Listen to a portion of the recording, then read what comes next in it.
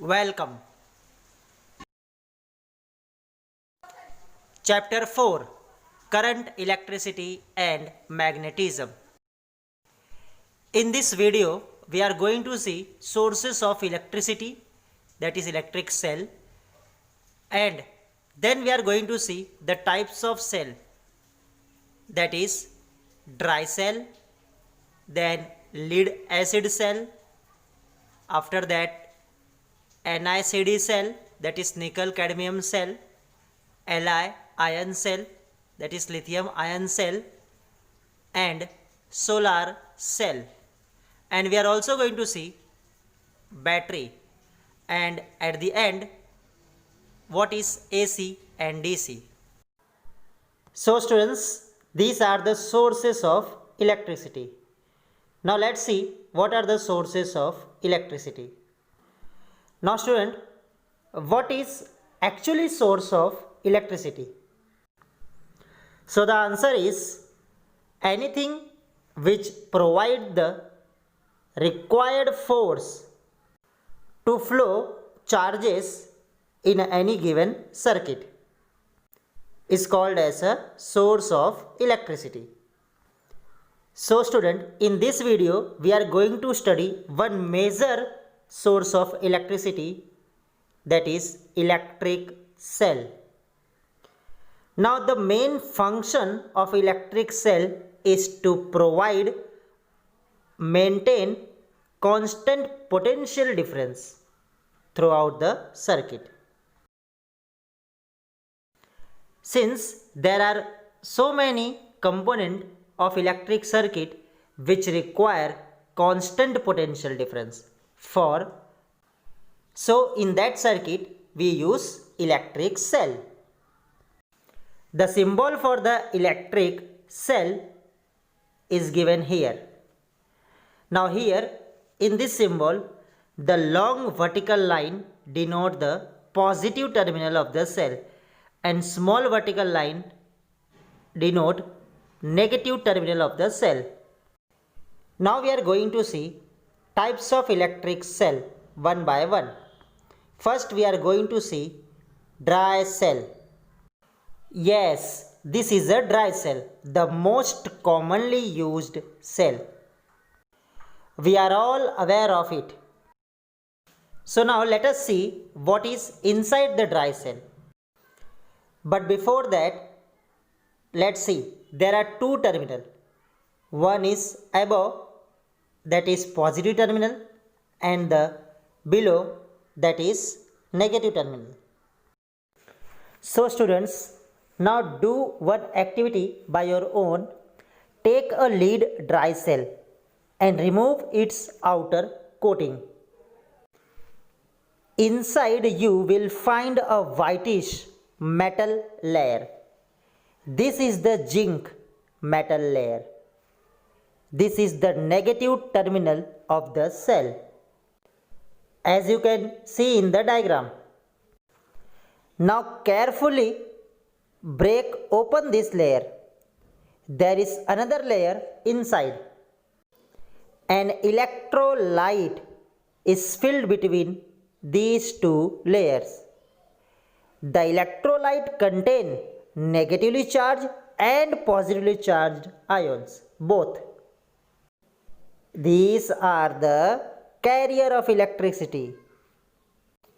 The electrolyte is a wet pulp of zinc chloride, ZnCl2, and ammonium chloride, NH4Cl. There is a graphite rod, that is carbon rod, at the center of the cell. This is the positive terminal of the cell. A paste of manganese dioxide, that is MnO2, is filled outside the rod. See in the diagram.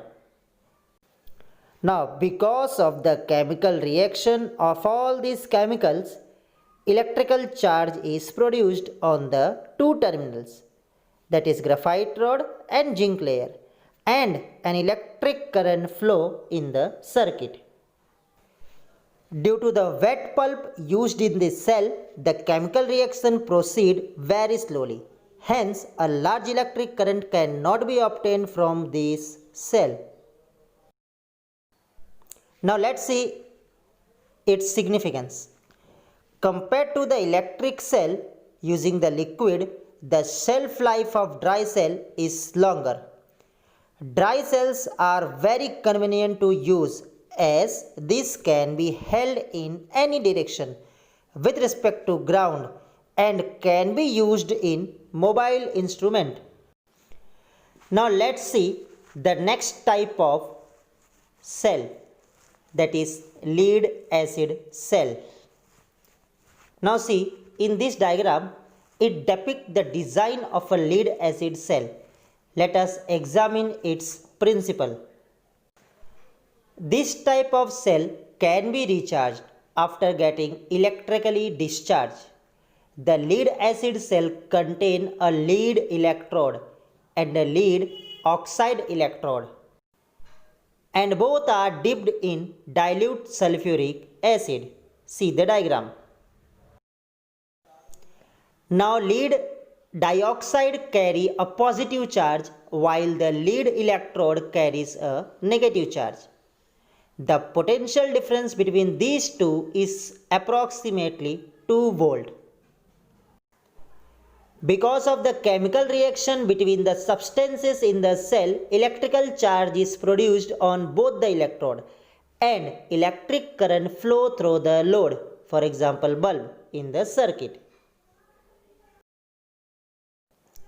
These kind of electric cells have a capacity to deliver large current. Hence, lead acid cells are used in cars, trucks, motorcycle and UPS, that is uninterrupted power supply. Now our next type of electric cell is nickel cadmium cell. Here are some features of nickel cadmium cell.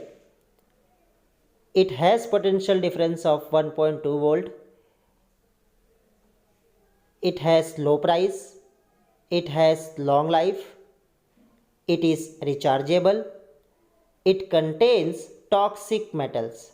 It is used in biomedical equipment, video cameras and power tools. Students, these days a variety of gadgets are available which are required to be carried to different places.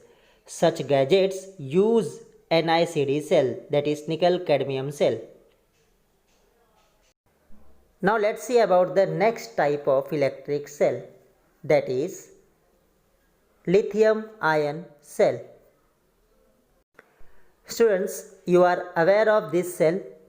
Now let's see some feature of this cell. It has potential difference of 3.2 volt. Yeah, it require low maintenance. It protect the circuit, that is protection of the circuit. Now it is expensive. It is rechargeable. It is used in notebook computers and mobile phones, etc. Now students, let's see the next type of electric cell, that is solar cell. See, in the diagram, the symbol of the solar cell is given to the left hand side of the diagram. Now, it is photoelectric cell because, see, photo means light. That means this cell convert the solar cell, that means light energy, into electrical energy. Yes. Here the potential difference is 0.6 volt. Now it is a renewable energy. Solar cells are used in space vehicles, satellite and solar powered vehicles. Students, there is one interesting fact. You can generate electric current from potato also. That means potato act as a electric cell. Now students, this is a battery and this is the symbol of single cell. Now when we use multiple cell, we have to use this symbol. Students, you must have seen more than one electric cells connected in an electrical circuit. In the transistor radio, yes, we know that, and in remote also, 2 to 3 dry cells are seen to be connected in series. The purpose of doing this is what? Yes, to obtain more potential difference than that of a single cell. Therefore, it is possible to obtain higher current.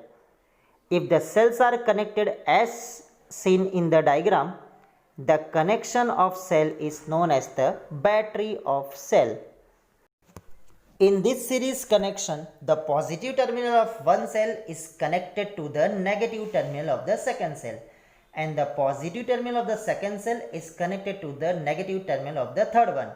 Therefore, if each cell has a potential difference of 1 volt, the total potential difference of 3 cells will be 3 volt.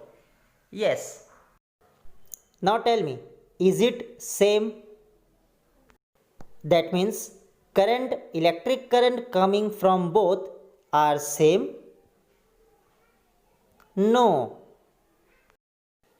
There are two types of electric current, and the names are DC current, that is direct current, and AC current, that is alternate current. Now see the graph of both the current. Therefore, you have to remember that the current which comes out from the dry cell is direct current, and the current coming from the electrical board, here we cover all the topic of electric current. Now let us summarize all this that we had done in this video. Thank you.